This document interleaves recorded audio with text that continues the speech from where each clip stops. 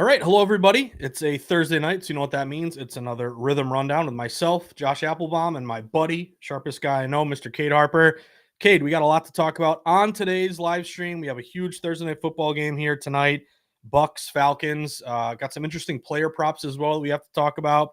And then I don't know if this is a theme or just coincidental, but I got a lot of games here where there's Rhythm is telling us to take the dog. There's a lot of games where, the dog is plus 2.5. Rhythm says it should be a 1-point game, or the dog is. Look at another one here. I don't want to, kind of give it away already, Cade, but there's a dog that's getting 5.5, and Rhythm says they should be getting 3.5. So I'm excited to break down these games with you, get your thoughts here. Of course, get your plays for this upcoming week here, Cade. And then also, I know it's an NFL stream here. We don't have too much college football until maybe we'll save it for next week's live stream with all the big games coming up. But there's a college basketball game that starts at 6:30. It's a game that a lot of people probably don't care about, don't know about. Kate, I always joke, if you can't name the mascots for each team, then probably it's a game the public's not going to bet.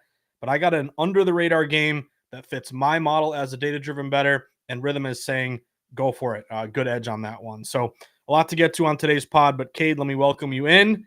How are you, buddy? How are things going, and how you feeling tonight? Doing pretty good. Another week. We're here. I'm freezing. I'll just say that. I know the temperatures are dropping here. I don't know about you, but yeah, I'm over it already. Give me spring. I'm right there with you, kid. Yeah, it's also like, I had to bust out my LL Bean vest because I'm like freezing, but I have this battle with my wife where, we got our first house 4 years ago, and I'm one of those people, I'm from New England, so the weather doesn't bother me too much, but we always battle with the thermostat, Cade. One day you'll look forward to this in married life. You both have the thermostat on your phone. I try to keep it down to like 63, 64. My wife's from San Diego, so she likes it at like 68, 70. So there's always a back and forth there, but I hear you, man. It's cold out there, so hope everyone is staying warm. And I just want to mention, too, we do have a lot going on at Rhythm, so I'm going to just share my screen here and just kind of reiterate that, number one, we would love for you guys to join Rhythm. If you haven't joined yet, you can use the promo code START25 for 25% off. We have our leaderboard contests, which have been great. I'm noticing I always get the tweet in the email, Cade, how this person, that person got $1,000, $600, $400. So it's the holiday season. You probably got to buy a bunch of gifts, enter the contest. You got nothing to lose. You got a lot to gain. We have our For a Friend promo up at the top of the page here. And of course, you can scroll down and look at the Discord channel as well if you want to talk to some other bettors. But before we dive into obviously this game here tonight, Cade, and all the games that we're going to get to on tonight's live stream, I wanted to just go quickly to college basketball because I kind of joked about this at the outset of the stream. And this is kind of a perfect example of why I really like Rhythm. So if you go to the homepage of your College Hoops tab here on the Rhythm app, you click the first one you see, Green Bay against, I used to call them ooey pooey, Cade. Now they're like IU Indianapolis. They'll always be ooey pooey to me. But here's a joke, a test case. Before you saw the Phoenix and the Jaguars, could you name the mascots for either of these teams? Cade, you probably could because you're a wise guy. The general public probably could not. But I really like a money line play here on Indianapolis, ooey pooey, because this is a low bet game. And the beauty of Rhythm is that it doesn't have to be Duke versus UNC or Kentucky, Michigan State. They're going to give us these great AI-backed models for little tiny games like this that start up at 6:30. But what I like is a line move. So I was looking at this game, and we saw this line go from Wisconsin Green Bay around -2 on the road to now flip to Indianapolis around -2.5 at home. So you and I both love that dog to fave line move. The line is flipped toward IU Indianapolis. We also have a really good bet split here at DraftKings. Only 35% of bets are taking the Jaguars, yet the line has moved in their favor. They have a bunch of advantages stat-wise. They're averaging 87 points a game versus only 72 for the Phoenix. And also they have a bunch of advantages, offensive rebound percentage, three-point shooting, offensive efficiency. A lot of these are just stats that I kind of layer into the cap. All that being said, it's a tiny little game, but the line is flipped toward IU Indy. And if you look at what Rhythm is predicting here, we have two models lit up on IU Indy. One saying they should be around minus 2.1, other one minus 2.2. And what I like to do is money lining short favorites, because there's always the chance that you lay a 1.5, 2.5. The team wins by 1. It's happened to us all, Cade. You lose your bet on the spread, you would have won it on the money line. So I'm going to follow this sharp signal here on Indianapolis, saying, "Hey, play this game on the money line. Should be around a 2 or 3 point win." So again, this is the beauty of, hey, we talk a lot of NFL on this stream, a lot of college football, but Rithmm has great college basketball predictions here, and that's just the game that fit my approach to the market, as well as Rithmm saying, yeah, you should fire on that play. So IU Indy money line, get them around minus 115, minus 120. That is my early bet for the night. But let's go over to NFL here, Cade. Get right into it. Click on our NFL tab and pull up tonight's big game, Falcons and Buccaneers. So I'm going to do a quick recap because I've already started to talk too much, and I want to get you to give your breakdown here, Cade. But this one was intriguing to me because it's very clear the public wants nothing to do with Atlanta, and they feel like this is a good get-right spot for the Falcons. Now, I'm a little annoyed because I'm on the Falcons to win their division, Cade, and it's getting way too close. They were 6-2 like 5 minutes ago, and now they could very well get overlapped there by the Carolina Panthers. But right now, you are getting 75% of spread bets laying the points with the Bucs. But the line really hasn't moved at all. You opened, most shops were around minus 5.5 Tampa Bay. At one point, the Bucs got down to 4.5, even 4. Now, there was some buyback. It brought it back up to 5.5 here for today. But if you give me a primetime dog, a divisional dog, which you and I both love with that built-in familiarity, leveling the playing field, and you can layer in a bunch of contrarian bet against the public opportunities here. You look at in this spot, primetime dogs getting 4.5 points or more. They're covering 58% of the time since 2020. Dogs who missed the playoffs the previous year, playing an opponent who did make the playoffs, they're covering 57% of the time this year. And Cade, I know you like this one too. Dogs off a blowout loss. You lose by 20 points or more. Public wants nothing to do with you. I get it. Just got blown out here in their last game against, who was it? The Seahawks, 37-9. But actually buying low on those teams that get blown out has been a smart move. They're very undervalued. Dogs off a blowout loss of 20 or more. They're 59% against the spread this year, almost 57% since 2018. So I'm going to take the Falcons and the points here, kid. And if we look at our Rithmm recommendations, on the one hand, there are no Green Star recommendations, but they all are on the Falcons. So the first angle has Falcons right at 5.5. Second Rithmm model has Falcons plus 6.2, which isn't great if you're taking the points here. But then your third and final recommendation is Falcons plus 5.1. So Rithmm is saying probably the spread is right where it should be. But Kate, if you give me a super unpopular contrarian divisional dog off a blowout, this is just a gross play that I like to make every time. So I'm going to take the Falcons plus 5.5. Let me dish it to you here, Cade. What's your thought process, and what are you doing for action on this game? This game, my main play is in the total, but since they kind of go hand in hand with each other, I did find myself leaning towards Atlanta. There's a lot of different angles you can go about this. You have the revenge angle. You could argue they should have won the first game. If any of you guys watched it or remember from earlier in the year, Baker probably turned it over 3-4 times, maybe. I think they're all interceptions, if I remember correctly as well. I was worried for a little bit with the short line, just because 5 is such a weird number to back a dog. Which I can understand. But they've had a lot of recent traveling, and then the spot itself, they're coming off a couple overtime games, and overall the offense have just kind of started to struggle a little bit. Since I think, if I'm not, I've been in a gutter within this team. I'm pretty sure Penix is done for the year, though. Am I correct? Yeah, Cousins once again tonight. Yep.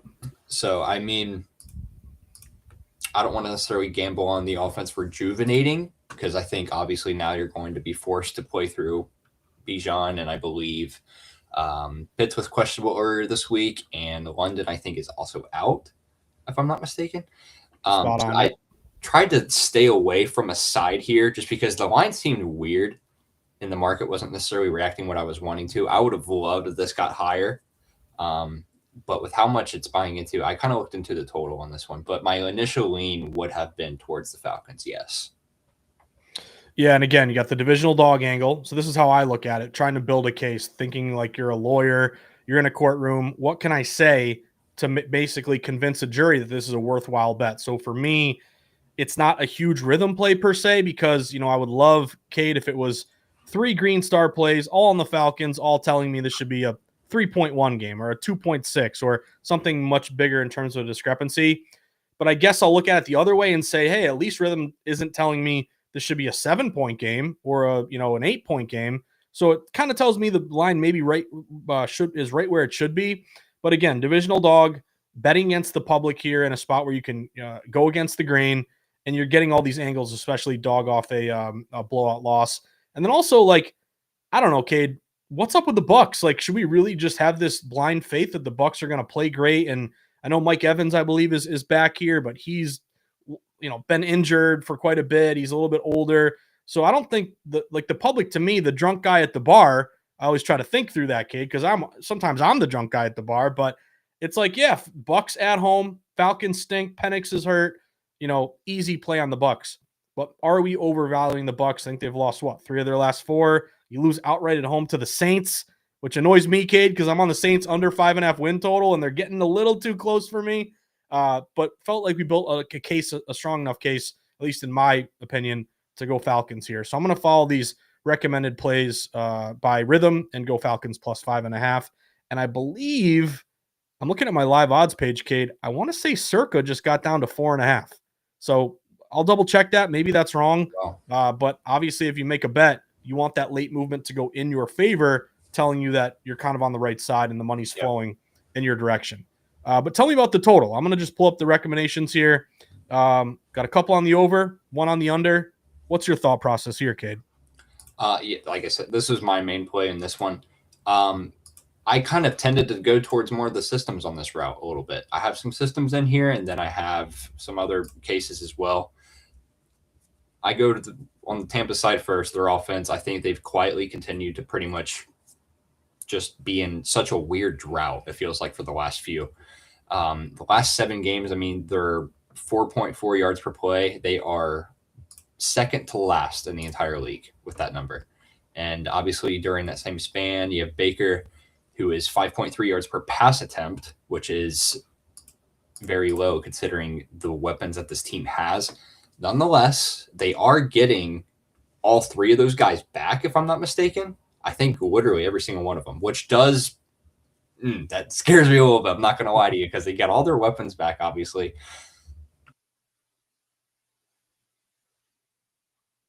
I think I just accidentally muted myself. Whoops. You're back. Yeah. The Falcons offense is not necessarily there either for me. I haven't been able to get there. Like I was saying, in terms of trying to back a side, I just felt like this was a safer option. Even when they do find a good amount of yards on first and second down, you get a third down coming up and then drives over. They just cannot convert to save their lives. And they are second to last in third down conversion rate. So you have 2 teams ranking 31st in different offensive categories. And then you look at the defensive side of both. Tampa, phenomenal against the run this year, in which Atlanta has been actually, quite frankly, decently good at as far as early season goes. Opposing offenses so far have had a 42% rush success rate against Tampa Bay, and they are the second best unit in the league, matching that right now. Also, that's going to essentially rely more so on Kirk to pretty much provide some sustaining drives. And without London, your number 1 guy, you're going to be relying on Kyle Pitts a lot tonight, which I have a prop on him as well. Might people not like that one, but we'll get to that in a minute. But yeah, I just don't know if I can trust, much less Atlanta versus this Tampa defense that's been astounding as of late. And it's the reason why they're winning a lot of these closer games. But then again, Tampa's offense hasn't been much better. And Baker, he's only averaging 158 passing yards a game since he got that shoulder messed up in that Week 12 game in LA. So as far as a couple systems, I know we always talk about it, but we have our traditional primetime under that's moving to 110 and 65. That's hitting at 63% since 2018, 20% ROI there. And then we have a humidity system that I looked at. This is strictly for the more southern outdoor games. But when the humidity is between 75 and 80%, outdoor divisional unders are 178 and 121. And that is hitting at a 59% clip at 15% ROI. So I like the systems there. I like the data behind it. My Rithmm model earlier had a green star on it. I think it honestly changed because the line moved down a little bit, which is understandable. But I'm trusting the previous number that I had, which I had the 44.5.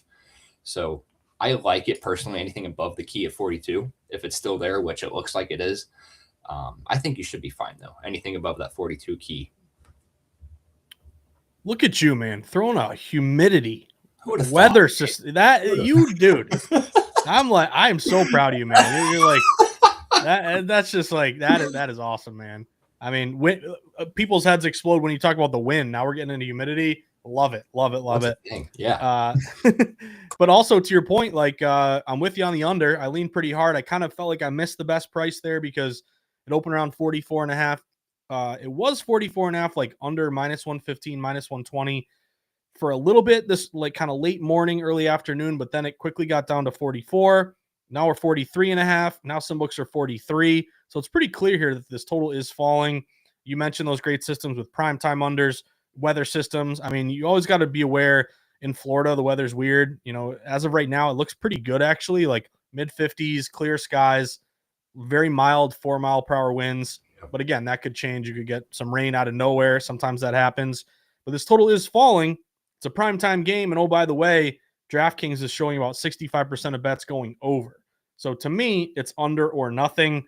I mean, if you're thinking through a teaser too, I know 5.5 is kind of a dead number, but you could take that 5.5 up to 11.5 with the Falcons. At least you go through a 7 and a 10 there, a couple key numbers, and then maybe you take that 43.5, bring it up to 49.5 and go under. So those are just some off the cuff thoughts there. Now, talk to me about Kyle Pitts because you were mentioning him, and I know Rithmm has given us a popular player to maybe go under because I noticed in his receiving yards, we scroll down to Pitts, Rithmm is saying take the under here. Now he's sitting at 54.5 across the market. Rithmm is predicting 44.8 receiving yards. You and I always talk about at least a 10-yard discrepancy being something very notable. Also, that it is a green star recommended play. I believe he popped up on the injury report earlier this year. I think he's or this week. I believe he is playing, but you're kind of in a good sell high spot. Like Kyle Pitts, again, all this star-studded excitement coming out of college. What was he, like a 4th overall pick, Cade? Really kind of high for a tight end. Yeah, and there were all these jokes for so many years in fantasy about him getting drafted high and him letting you down. And, I think his contract might be up. I don't know how they're going to handle that. But he's kind of been playing pretty well since Drake London got hurt. He's had 2 straight games of 90 receiving yards, 82 receiving yards. So in a way, by selling on Kyle Pitts and going under and following this Rithmm recommendation, you are selling high and going against the grain. I did notice a couple sports books tweet out, hey, some of our most lopsided plays tonight are Kyle Pitts and his receiving yardage over. So are you buying into that? Do you think he'll have a good game tonight? Or are you thinking, hey, let's go with Rithmm here and take this Pitts under? Not only am I buying into that, I bought into both the receptions and the yards. I took the 5.5 or the under 5.5 receptions along with the under 59.5 on. I've never gotten CLB on a prop before. Nice job, I'm honestly, I'm so late on props because it's not my first thing again. And out of nowhere, I just see this line drop and I'm like, would you look at that? So yeah, as you said, he was already listed as questionable. He is playing. The questionable thing is, it's probably gone by now if I had to say, but that was like a knee injury from what I looked at. But he was limited in practice every single day this week that they did calculate in a short week. And I did a little bit of numbers digging as far as Tampa Bay's defense against tight ends, and they've only allowed 1 tight end in the last 5 games to go over both of these numbers, and that was Trey McBride, which is another very fabulous, talented tight end. I would expect them to limit their only target pretty much in this game. I mean, it's going to be their number 1 guy. It pretty much has to be. At least I would assume so. But I would also, like I said, count on the rest of my confidence in the model because that's what I pretty much tended towards. And like we said, these bigger discrepancies, that means once you have the green light there, you're good to go. My model had it at 4.7 receptions with 54.4 yards. So yeah, that's a definite play for me. I did put a unit between the both of those. I didn't put a unit on each. That would have been nuts. But half on each to win a unit or win a unit together. So yeah, I'll take my chance with the prop on Kyle Pitts. Yeah, and again, that kind of lines up with what you and I have been looking at all year long. You get into these big games, everyone's excited. It's a island game. Obviously you gotta get your Amazon Prime ready to go here, Cade. But in these big games, go to the star players. Public's going to bet the affirmative, the overs, the yeses on all these guys. Therefore, by kind of shading and fading that public love, we've cashed a few of these throughout the year. So Pitt's certainly on our radar. Now his receptions are 5.5. Take the under. It is juiced up -136. So I look at that as a good thing, Cade. Even though it's heavy juice, tells me it's heavy for a reason. He is predicted 3.9. So it isn't a green star play, but still good discrepancy on a kind of a, we could call it a lean there. And then, as you mentioned, that receiving yardage, a true green star recommendation under 54.5, predicted here at 44.8. Before we move on, Kate, any other props jump out to you for this game? I just want to highlight a couple as I'll kick it to you here. But I did notice some rush attempts lit up here on Tyler Algier to his under, backup running back to Bijan Robinson. He's always the guy that gets to the goal line and Bijan gets him 80 yards across the field and they give it to Algier. He gets the touchdown and Twitter goes nuts because Bijan doesn't get the points there. But he is predicted 6.2 rush attempts from Rithmm. However, his over-under in the market is 7.5. And it's a little bit of plus money, plus 105. So if we look at his trends, he has gone over this decent clip here. You can look at it one of two ways, Cade. It scares you that he's been consistently hitting this over recently, or regression is due. There's going to be some, are you going to go right into Vita Vea every single snap? I don't know. So Algier jumped out to me. But any others from your neck of the woods here that are worth mentioning? I actually do kind of like that attempts on Algier. Factoring in, I think I have to do some numbers tracking on that, but when Rithmm highlights or gives a green star for these dogs, and specifically that dog's running back to have under attempts, I like it because essentially they're agreeing that they're going to be playing from behind. They're going to air the ball out in cases like this. He's also just like the red zone or short yardage guy. So the likely chances of them essentially getting into those short yardage plays with how talented Tampa's defense is, I think it puts the model in a really good spot to go under that personally. It's not a bad look, but that's one I definitely didn't catch earlier. So it might be. And the other one I just want to hit on is Mike Evans, because this guy's been amazing. He had, 10 straight years of 1,000 yards. Remember last year he was sitting at 980 and they made some play at the very end to catch him that over. Well, he's not going to get it this year because he's been hurt. And he's only played in 4 games, 140 receiving yards. But it looks like, I guess he's technically still questionable. What's surprising to me, Kate, is, a guy who hasn't played in a while, I would theoretically just, off the top of my head say he'll probably do less than more, just because where's his conditioning at? What has he been doing in terms of practicing? He's coming off an injury. He is a veteran player. I almost like the fact even more that Rithmm is actually going the over with Mike Evans. So even though he's been out forever, Rithmm is actually getting a smart signal detection here on his over 3.5 catches. Rhythm's predicting closer to 6, so 5.5 here. So that is a two catch discrepancy between the betting market and what Rithmm is expecting. Any quick thoughts on Evans here, Kate? Are you hesitant to play a guy to go over when he's been out for so long? Or do you think maybe it's a buy low spot? Like if he's running hot, you're not going to get a 3.5. If he's healthy and playing well, it's probably going to be 5.5 over under. I think this helps. It sounds nuts, but with Tampa getting all their guys back, including McMillan and Evans together, you're going to have a lot of people to pretty much account for, I guess, in that kind of passing game. So for a veteran receiver that is typically the first look or first read on the quarterback's eyes, I would almost bet your veteran gets at least 4. You would think, and not necessarily just in a primetime game, just any game period. That's your guy. So I like the look. I think it is short. I did see where he's going to be limited tonight, which makes sense. But overall, if we just get some slants, some outs. I'll take the quick catches, man, all day. It counts. I don't need the yards. We just need the grabs. Yeah, and then when you get in the red zone, let's get bogged down. Let's kick field goals. Just for I'm fine with it. for my I'm fine Falcons with 5.5 there, Cade. Let's keep on cruising here. So let's talk about a game that near and dear to my heart, Cade. Patriots, Bills.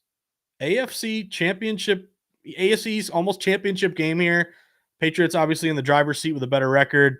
But this has been a really interesting kind of topic of conversation because being in New England, I listen to talk radio every day. Felger and Maz is a show that I love. A lot of people hate it. I think it's entertaining and fun, but they're talking about the line. And sometimes, like, you listen to sports talk radio, Kate, I don't know what it's like for you in Ohio, but like when people who don't do betting daily try to talk about betting, I just want to like strangle them through the radio, the TV, and like kind of explain these things because all this week on talk radio, it's been the Patriots are an underdog. How are they getting +1.5? They already beat the Bills once. They're coming off a bye. Obviously, they have home field advantage in this one. Then you try to look at, okay, even though that's a narrative or a question, and then it gets into some people try to call in and explain, it gets even better. Like the other thing, Kate, is like I've talked to odds makers, like everyone says, oh, the odds makers want 50-50 action on both sides. When in reality, yes, they do because it mitigates risk and they're going to win money no matter what on the juice. But they're okay taking positions on games if they feel like they're on the right side. So that old mantra of, they just want a line that they're going to get 50-50 action, that's not totally correct. What I like to do, though, is cut into the noise and kind of see where the narrative, if it matches the betting market and what Rithmm is saying. Like either it's going to back it up or maybe it's going to be completely different. It just so happens to be that I can be a Patriots fan and take the Patriots and kind of feel like I'm on the sharp side here, Cade, because if we go to the Bills-Patriots matchup and we scroll down to what Rithmm is predicting here, Rithmm is also saying, let's go New England on this one. So if you look at some of these recommended models, and again, this has been bopping back and forth. Like at one point it was Patriots -1, then it was Bills -1.5. Like who knows? Maybe this thing closes as a pick 'em, which maybe it's just right down the middle. But one thing that jumped out to me in addition is that at DraftKings, public is split down the middle, 50-50. They don't know what to do. But if you go to Circa out in Vegas, only 31% of spread bets, but 55% of spread dollars are on New England. That tells me they're a little bit sharp here.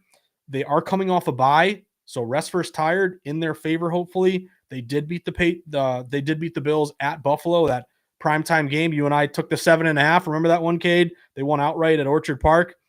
Then they are a divisional dog. So you're lining up a bunch of things on the Patriots, and then I fully expected to log into Rithmm and Rithmm and say, "Hey, take the Bills," but no. Rithmm is also saying take New England. I love this, Cade. All three Green Star recommended plays on the Patriots +1.5.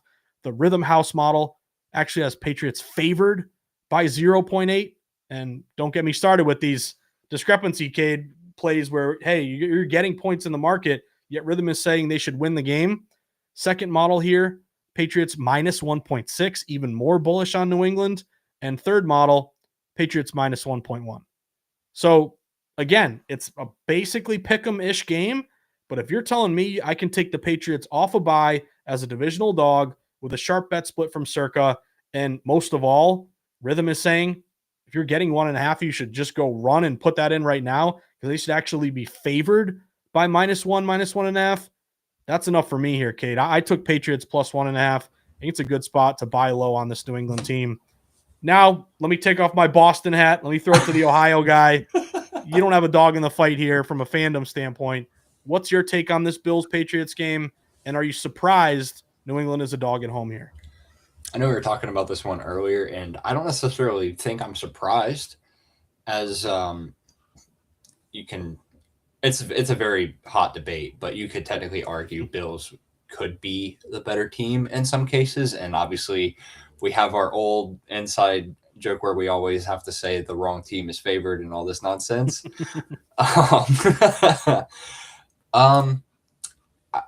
This one was weird for me, and I did take a different approach into it. But I guess I'll basically break down my money line play first, essentially. I took the Patriots. I took them on the money line. at plus 105 at Score Bet or ESPN Bet, whatever you want to call it now. I love Vrabel off of a bye. He is 6-1 straight up and against the spread off of a bye week. And those 7 games were with the Titans, which is kind of a different sort of sample, I guess you could say. But another angle you can have is that Drake May is undefeated against the spread against Josh Allen. So we have that. I don't know if I'm ready to buy into Buffalo on a tough road spot versus a game that they lost at their own home spot. It's a very pivotal divisional game. If I'm not mistaken, this is to win the East essentially if the Patriots can get it done this week. And you can argue there's like a revenge angle, obviously, but I mean, this is the Patriots' second toughest game of the year, the first being in Orchard Park. And I mean, if I had some sort of,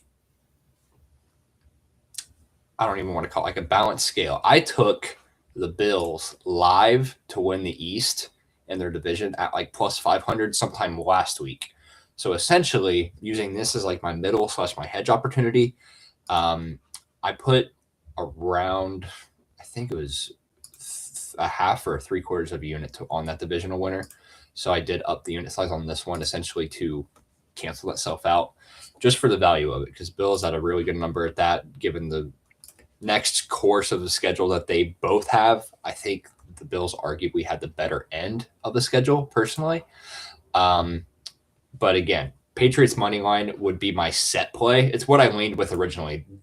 I only took the Bills because I had this play. I'll put it that way. I took the Bills to win the division because I had this first. Overall, I'm hoping they get it done. It would be really cool to see them take the East again, and get them I think, is it a bye? It's not. I don't think this is a first round bye clinching, is it, or is it just a division? Division. They call it the hat and T-shirt game. So if you win the division, you get the hat, you get the T-shirt. But they would still have to beat the Broncos, I believe. So if the Broncos win out and the Patriots win out, I don't know what the tiebreaker would be there. But yeah, to get a first round bye, obviously this is a must-have game for New England. Yeah, you can use both angles there, but again, my full play would be on the Patriots. It's just my middle was taking the Bills live to win the division there. But yeah, I digress. No, great point by you. And again, when you're hedging a bet or letting it ride, Bill Shakespeare, the old philosopher there, the old the writer, he always said, to be or not to be, Cade. That is the question. Well, to hedge or not to hedge, that is the question. Do you guarantee yourself a profit, which I will never argue with anybody, or do you let it ride? Maybe you can win a bigger one here. To me, it all depends on what you risk. Like if you risked $5 and this team can win it all or win their division, you're going to win 1,000, then hey, let it ride. But like if you risked a lot of money and you want to guarantee a profit, you risked $500 or whatever some bigger number is, then hey, maybe you're more inclined to hedge. So I think it's nothing wrong with hedging, even though me and my buddies always joke hedging is for landscapers, Cade. So it's like don't be scared, let it ride, Good. But that's good. Yeah, but I think you're doing the smart thing there personally. I would do the same exact thing. So we'll see how that plays out. But yeah, I like the Patriots in this one. And again, when you're a new bettor, we all want to bet on our favorite teams. Like I'm a New Englander, I love the Patriots. But then you bet your teams, they lose. You realize, hey, I can't bet my teams just because I want to root for them. So then when you stop betting your favorite teams just out of favoritism, I think you enjoy it even more when they just so happen to be a recommended sharp play. Like I'm like, oh, I don't often get to bet New England, but I feel like I can do it this week and not be on the public square side. I'm not just betting out of fandom. I'm following some really smart recommended plays here from Rithmm. And oh, by the way, out of nowhere, Kayshon Boutte just popped up. So maybe we should take the Kayshon Boutte over 31.5 receiving yards there.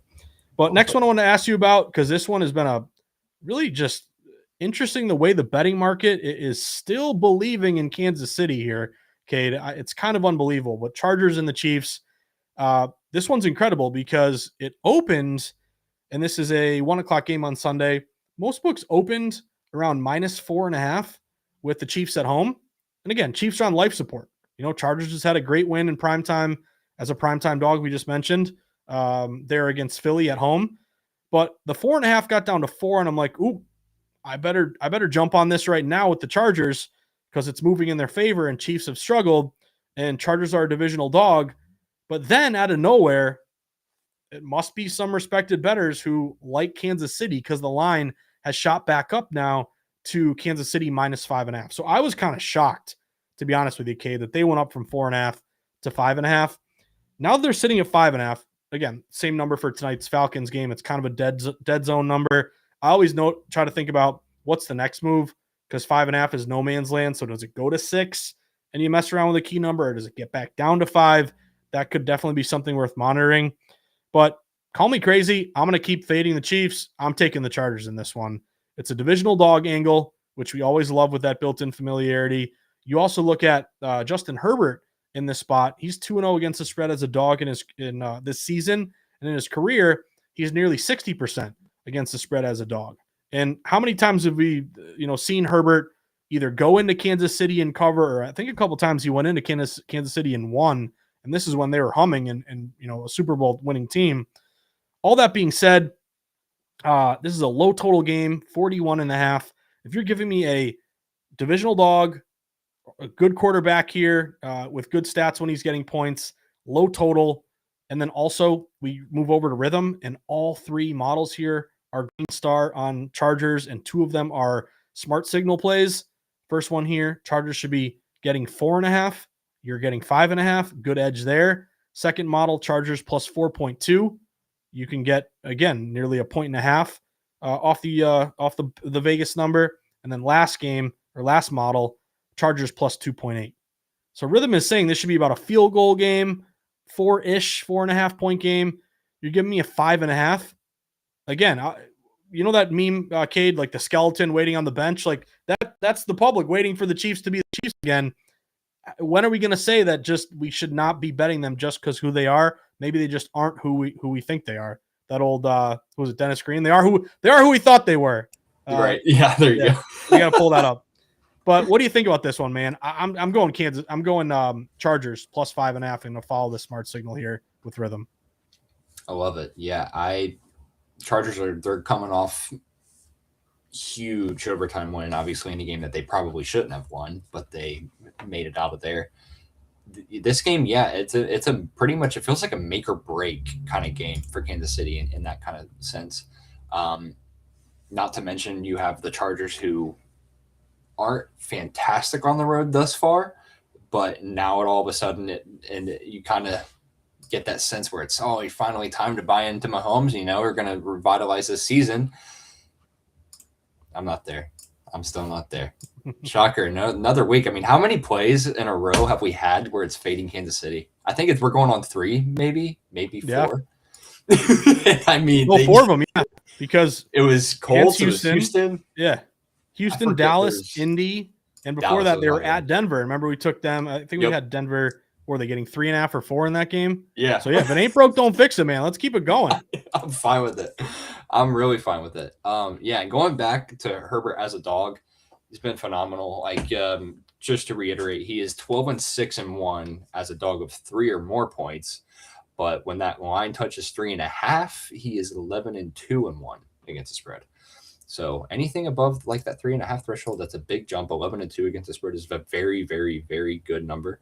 But yeah, I'm fading the Chiefs a little bit differently, unless if the number hits a certain point for the Chargers. And I wrote this last night when the number was 4.5. So now that it is 5, part of me wants to wait till it hits 6. I really just want to buy in now just so I have it, just to share in the stake right now.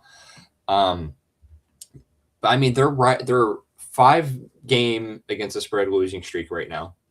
And I'll say it again, even though I've said it the last 4 weeks, but it's just not the same team at all.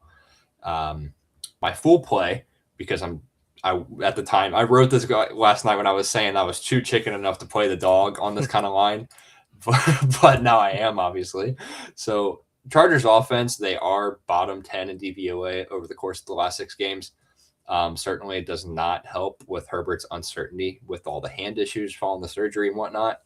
I looked at both staffs, and you look at the coordinators and the head coaches. they both like this long-term game, that like old school football. You have the super long drives, quality points whenever it comes. Just take your points, kick your field goals, and then get out of there. Your drive's done. Big deal. Which obviously slows down the game a ton.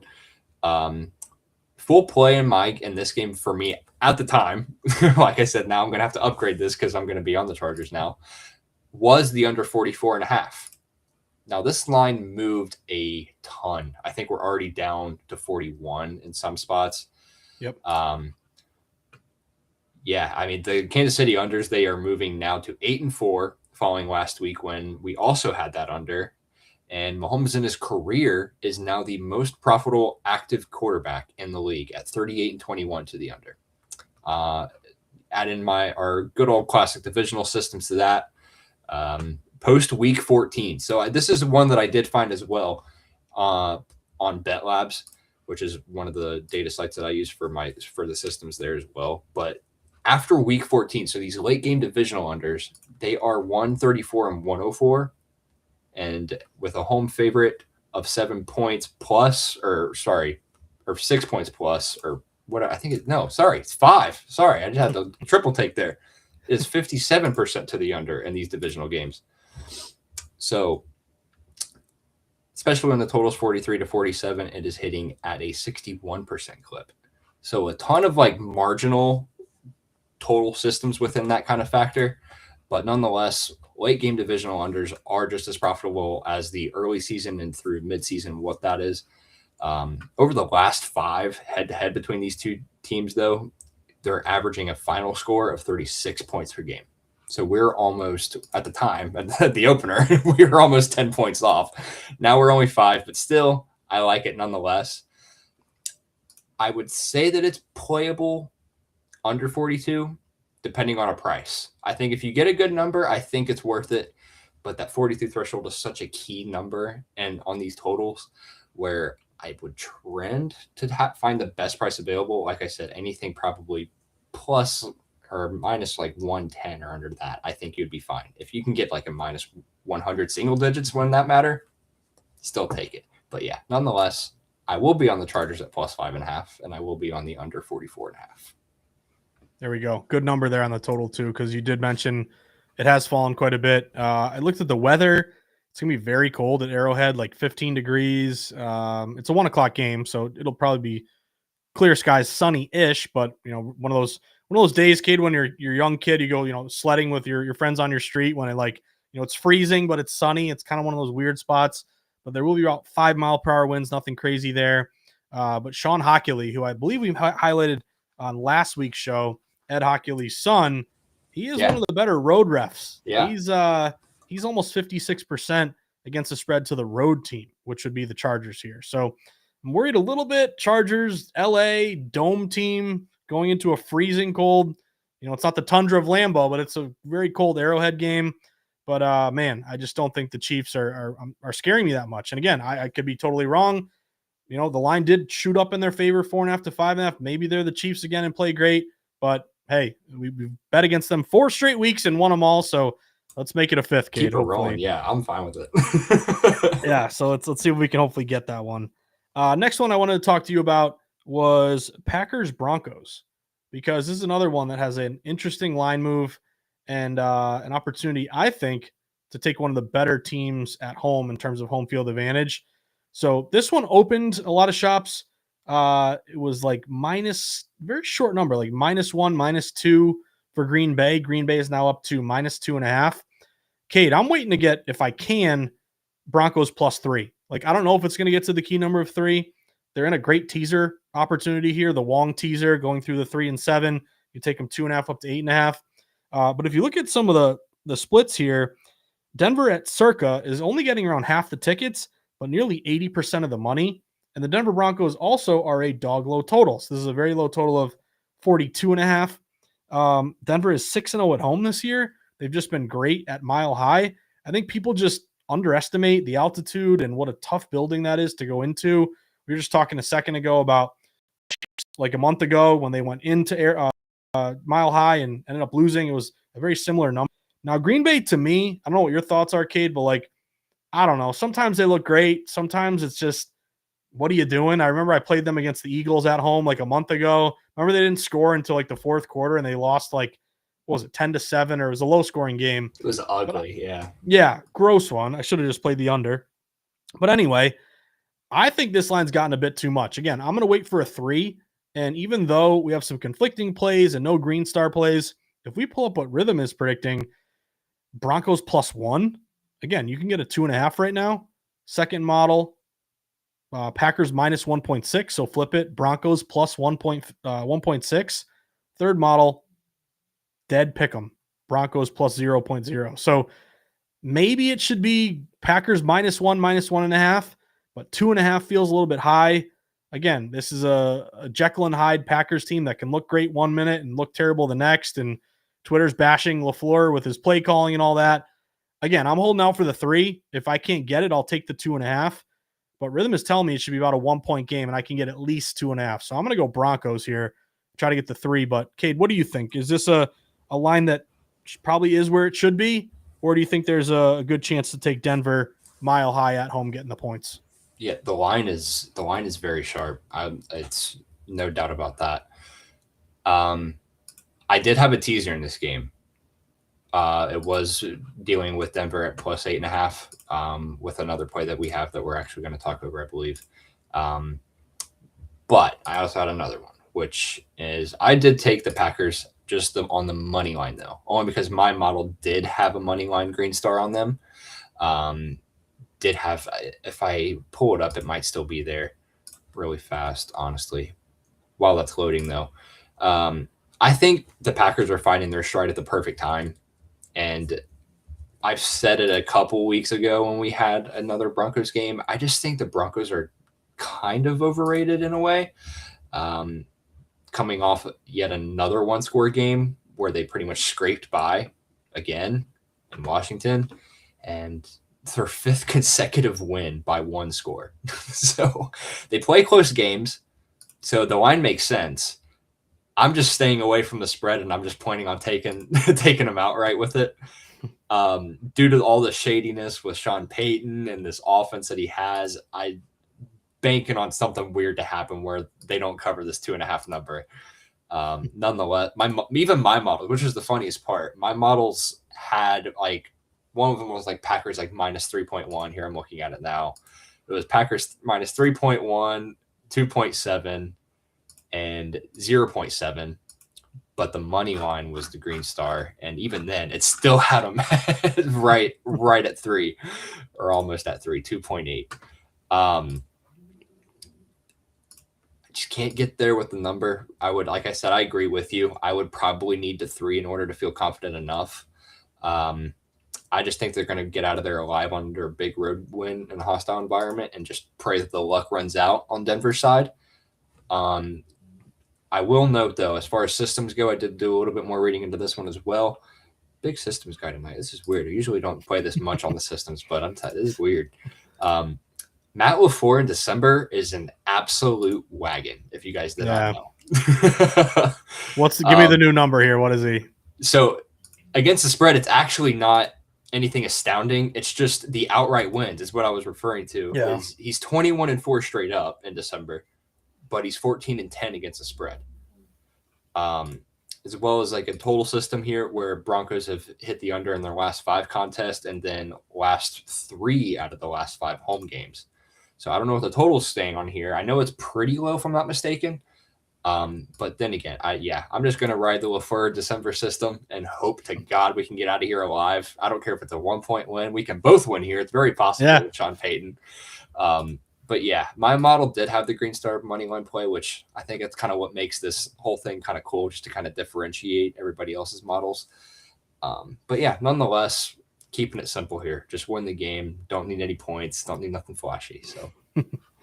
No, I definitely respect that. If I were to go Pack, it would be a money line play for me too.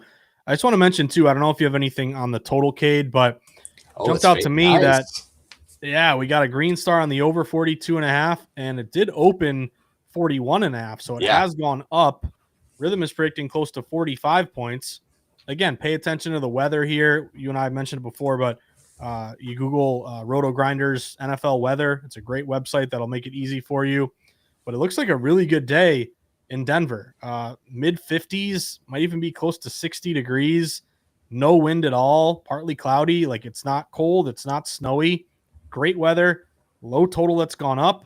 Rithmm is saying, even though it's gone up a point, you're still getting an edge on a predicted total here of closer to 45.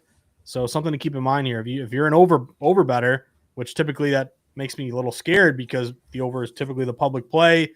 Oftentimes the under is the sharper bet because you're going against the grain, but not for this one. This is a green star play to the over. And I was looking at the splits, Cade, too. It's really not that public to the over. I think at DraftKings right now it's like 54% of bets on the over. So that could be one where can you get both teams in the 20s? Is this a 23 to 20 game? You know, a 20, 24-21 game, something like that. Keep an eye out for that Broncos over.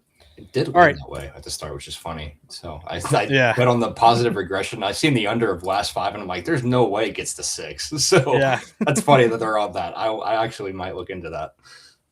Yeah, I'm gonna write that one down because that jumped out to me. Because a lot of the green stars are just traditionally on the under. So anytime I see an over green star, it's just kind of I like it more because it's sometimes it's too obvious, and yet maybe it's set, sure enough, low for a reason. 2 more here for you, Kate, as we wrap up. Lions Rams. I want your take on this one because if we look at kind of the way the betting market has moved, and if you look at the updated odds to win the Super Bowl, I believe the Rams are the favorite, like plus 350, something like that. Stafford's been incredible. Obviously, you have McVay, Puka Nacua. I mean, they've just been awesome. If we look at kind of the way the market has moved for this game, though, it has gone a little bit toward the Rams. Like Rams opened, I want to say as low as -4.5. Now they are upwards of -5.5. Now -6. You can now get, I believe, a 6 with Detroit. So I'm the type of bettor that I typically want the line moving in my favor. It might mean that I'm not getting the best of the number, but it tells me that there was big money, respected money that came in that is on my side. This would be not what I would call like a kind of a sharp line move, but an inflated dog move. So the Lions are going to the Rams. It's a 425 game. Again, it's moved toward the Rams, 4.5 up to 6. But if we go to Rithmm and what Rithmm is expecting for this one, they're saying this could be a good spot to take the points with the Lions. Now, the first model has Lions, Green Star, Smart Signal. So checking off all the boxes for the best play. Lions plus 4.3. Again, you can get a 6. That's a pretty decent edge, nearly a 2-point edge. Second model, caution flag, but Lions 2.3. Even sharper, even bigger here in favor of Detroit. Another Green Star recommended Smart Signal, Lions plus 4.2. So basically, Rithmm is saying this should be around a 2, 3, 4-point game. You're getting a 6. You are fading the Rams, who have been incredible, but are they overvalued because they've been so good? And then a rest advantage here, Cade. Remember, the Lions played on Thursday. We talked about it a week ago, that game.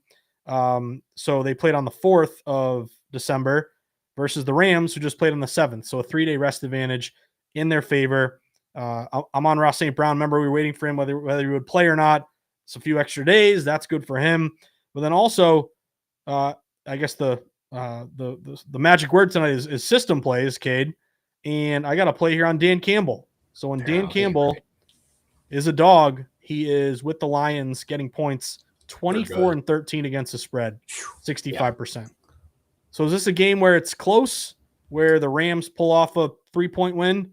By the way, Lions are officially the number 1 scoring team in the NFL, 30.3 points per game. So that would match as a dog who can score system play. Man, it's really hard for me not to fire here on Detroit. I think I'm going to follow these smart signals and go Detroit plus 6 here, Cade. Can they win? I don't know. But rest advantage, a lot of Green Star recommended plays. Dog who can score. Campbell getting points has been great. What do you think? I'm thinking Lions plus 6 here. I will do you one better. I will take them on the money line. Ooh. I like it a lot. Pull off the upset. Like, I did more numbers digging regarding all of these teams that are on 10 or 10 plus game win streaks. And it is ugly, like, and in terms of the other way. So fading the hot teams tends to actually work out pretty good. I wish I had the number still or the system still up. I actually had it up for the Patriots Bills game because that technically fits that one as well. But in my case, I had the Patriots, so I didn't bother looking at that side of it. I don't blame you.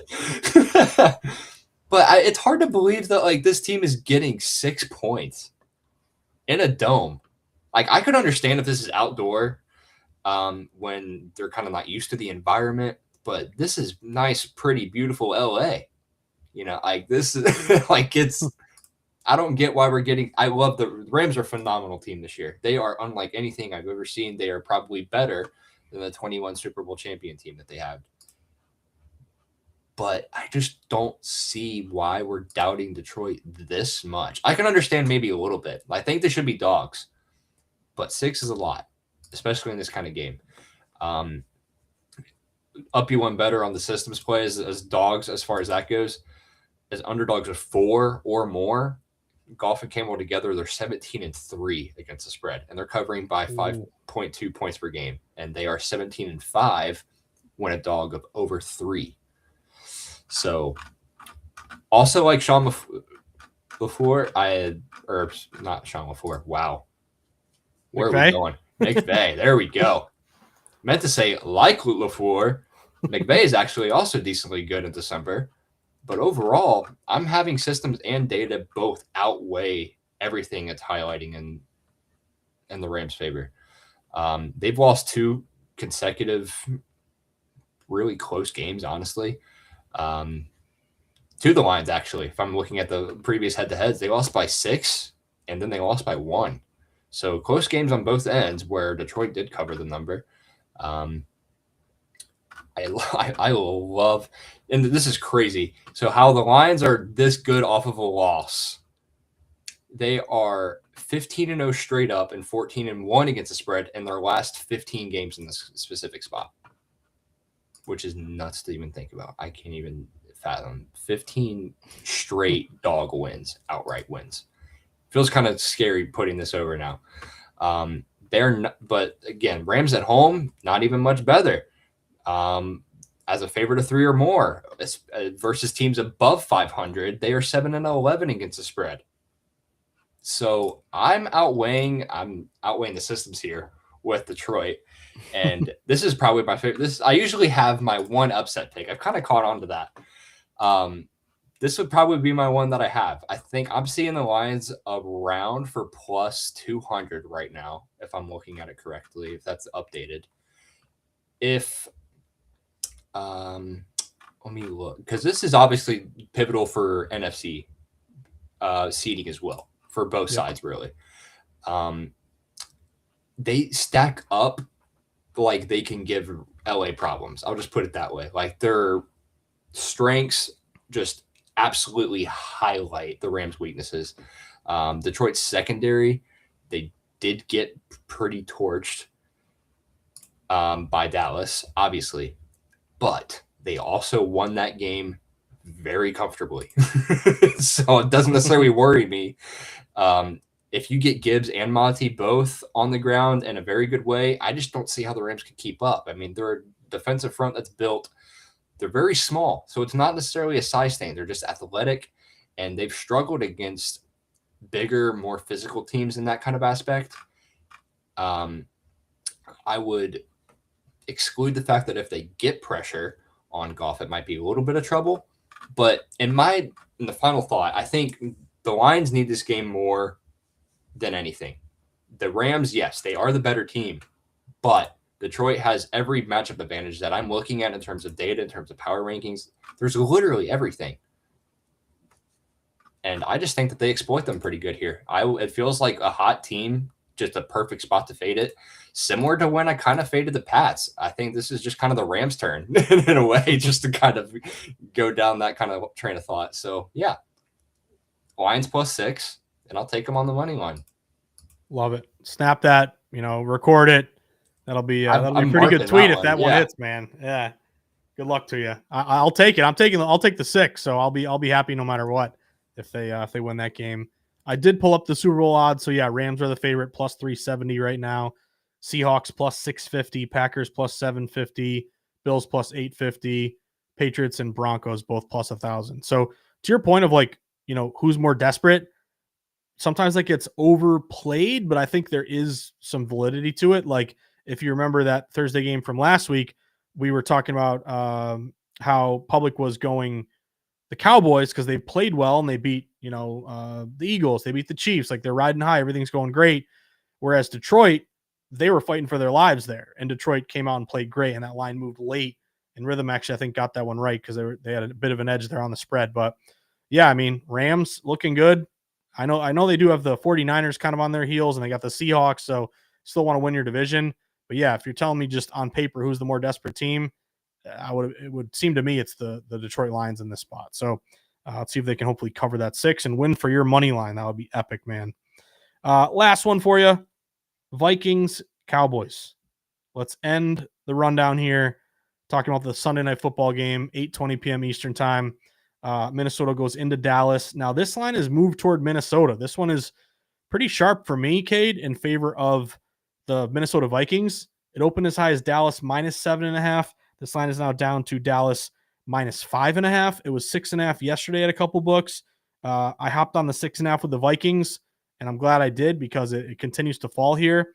But it is just a straight up contrarian reverse line move like you read about, because right now at DraftKings, nearly 80% of tickets are laying it with the boys, yet the line is falling toward the Vikings.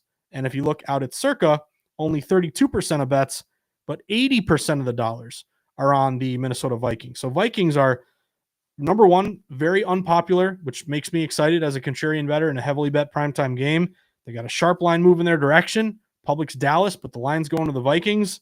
Also, you have a great bet split. And if we look at what Rithmm is saying for this game, Rithmm is saying take the Vikings. Vikings first model, Green Star Smart Signal plus 4.6. Second model, Vikings plus 0.3. I mean, that's crazy. That's almost a pick'em game. And last model, Vikings plus 5.1.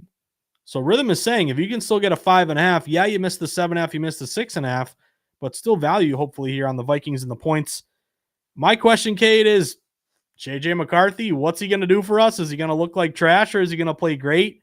I mean, give him credit. I was looking at his stats. I didn't watch any of the game, but I saw the score with a blowout win there against the Commanders.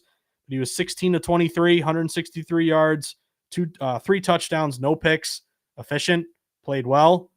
You will have the Flores defense to lean on a bit. Maybe the Cowboys win this game by 3 or 4 or 5. But I'm taking the points here with the Vikings. Again, I got the 6.5. Now it's 5.5, which makes me like it even more. But still at 5.5, looks like an edge here based on Rithmm's recommendation. So wrapping up the pod here, or the live stream, Cade, any love for Vikings plus the points? You guys want to see me take 2 back-to-back dogs out, right? Ooh, win the damn game. Let's go. Doing it. I'm all in. I'm doing it. Cowboys Cinderella, they are pretty much on one of those runs, and it came to an end, obviously, once they played a team with a pulse. It's about time that I would like – their defense is one of the worst units that I have ever seen in the entire league, obviously. Their offense, I don't see them being the same if Pickens can't just do what he has been doing. It seems like he's in a big drought as well right now, which last week, if you guys watched that game, it was very ugly to see the emotion that kind of whatever.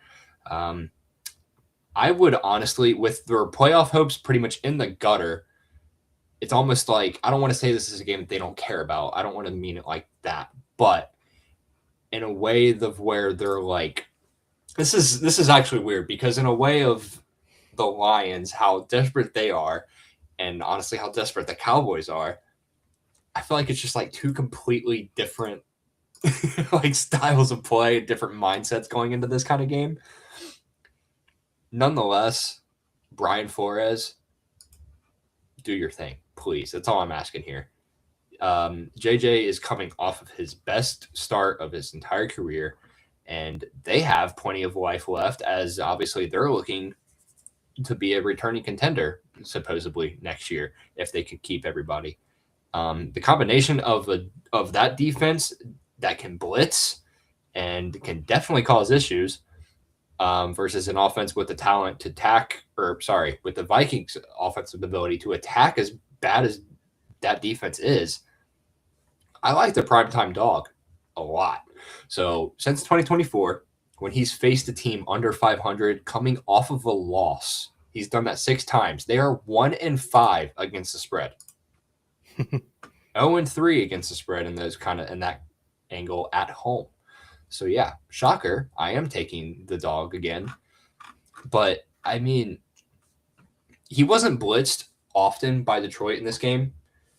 But they did struggle to keep him clean. They got to him 5 times. And obviously once they got to him, it forced the turnovers. I believe he had 2 picks in that kind of game.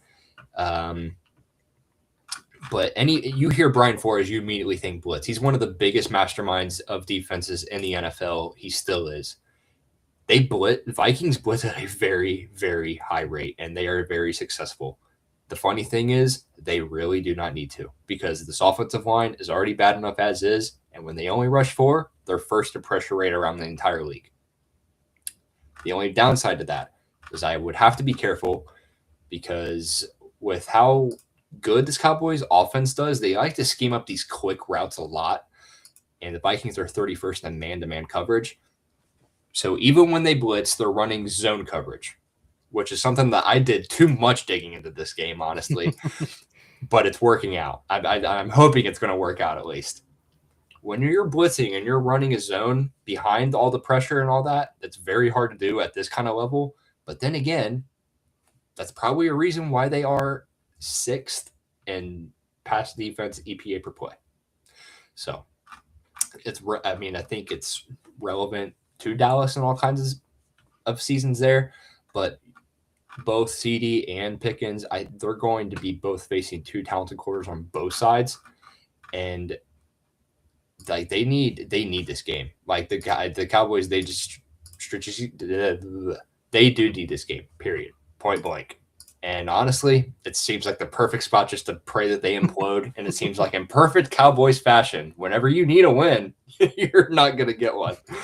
So ultimately, their goal is going to be to keep Prescott clean, even though they're playing on turf, and to run the ball well, which 2 things that they don't really do well. So multiply, I'm just going to back Brian Flores and hope to God he can get to this quarterback and force some turnovers. And then J.J. McCarthy to do his thing like he did last week. I don't think it's 31-0, but that would be amazing if it was. But yeah, like I said, I just need the defense to do their thing. That's the main angle here. And if obviously that offense can control the clock, we should have no problem covering the number. But like I said, I'm capping for the win here. I'm hoping at least. No, that would be epic, man. Yeah, if you could hit that money line, man, that would be epic there, buddy. So I noticed too, Scott Novak, just to put some finishing touches on this one. He is, I believe, the best active road ref. I was talking about Hockey Elite earlier, but Novak is actually even better. He's nearly 60% against the spread to the road team, which would favor with the Vikings. Love and it. Just for some S's and G's here, Cade, when we talk Cowboys, I got to find our guy. I know he's our guy. Let me find it for you. Flournoy. Flournoy? Oh, is he back? Well, I haven't even looked, so let's just see what he's lit up here. We haven't even looked. That's hilarious. But I guess he's not listed. Maybe it'll take another day or two. But yeah, usually receiving yards. That guy's been great for like 3 or 4 straight weeks here. So that's funny. Yeah, we'll see what happens. But yeah, that about does it for the stream.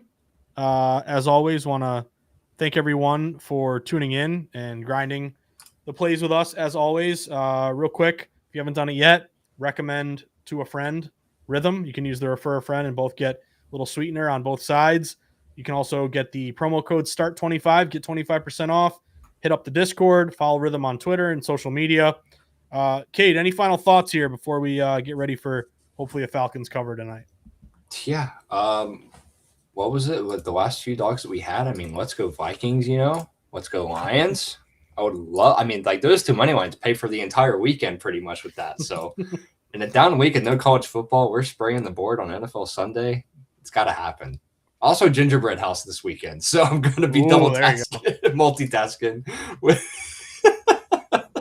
So don't people's elbow, break it in half like a Buffalo Bills fan. You better protect that thing, I had no say in that one, but yeah, at least I can have my TV and do it. So I'll take it. Nice. Well, sounds good, buddy. Yeah, we'll be right back at it next Thursday, and I'm sure we'll talk a lot of college football bowl games and stuff like that. But want to thank everyone as always for tuning in. Thank you for signing up with Rithmm. Again, recommend Rithmm to a friend. Give them a 5-star review in the App Store. But Cade, best of luck to you, my man, and we'll see you right back at it next Thursday, 6 o'clock for the Rithmm Rundown.